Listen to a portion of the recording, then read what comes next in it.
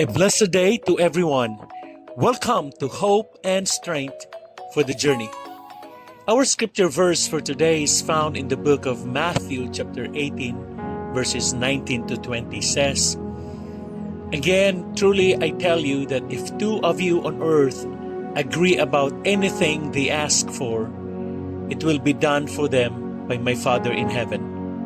For where two or three gather in my name, there am I with them." Kumusta ang prayer life mo lately?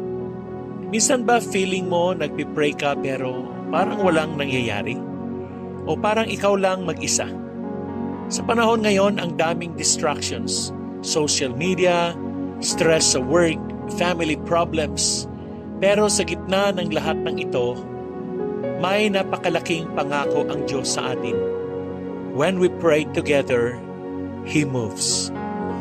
Ang Matthew chapter 18 verses 19 to 20 ay paalala ng kapangyarihan ng sama-samang panalangin at presensya ng Diyos sa gitna natin. Imagine mo ito, may malaking bato na kailangang alisin ang daan. Subukan mong buhatin mag-isa, hindi kakayanin. Pero kapag may 2 o 3 tao na nagtutulungan, nabubuhat ito ng mas madali. Ganyan din ang panalangin. Mas mabigat ang dating kapag sabay-sabay, sama-sama. May isang kwento tungkol sa isang maliit na church sa probinsya na may matagal ng tuyong lupa. Nag-decide ang buong barangay na mag-prayer meeting para umulan. Nagulat ang lahat dahil may isang batang lalaki lang ang may dalang payong.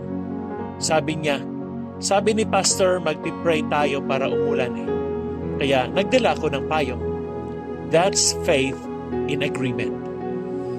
Paano po natin i-apply ang mga katotohanan ito?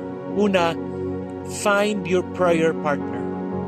Hanap ka ng kaibigan, kapamilya o kahit small group kung saan pwede kayong mag-agree sa panalangin. Hindi ka nilikha para mag-isa.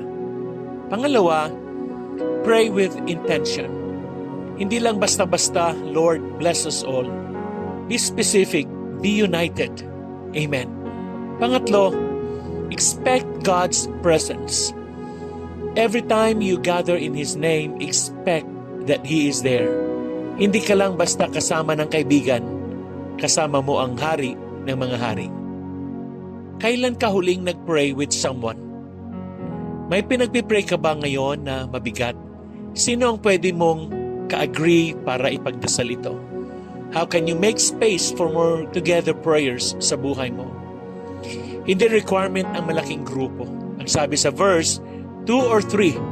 Simulan mo sa maliit. Baka ang breakthrough mo ay nasa isang simpleng, tara, dasal tayo. Amen. Tayo po ay manalangin. Panginoon, salamat po sa paalala na hindi namin kailangang mag-isa sa panalangin. Turuan niyo po kami na magtiwala sa kapangyarihan ng sama-samang panalangin. Bigyan niyo po kami ng mga kaibigan, pamilya o community na magpapaalala sa amin na kasama ka namin. Naway maging habit namin ang manalangin together with faith, with unity, and with expectation. Salamat po sa presensya niyo na laging naroon tuwing kami nagkakatipon sa inyong pangalan. Sa pangalan ni Jesus. Amen. When we pray together, He moves. God bless you and your family. See you again tomorrow.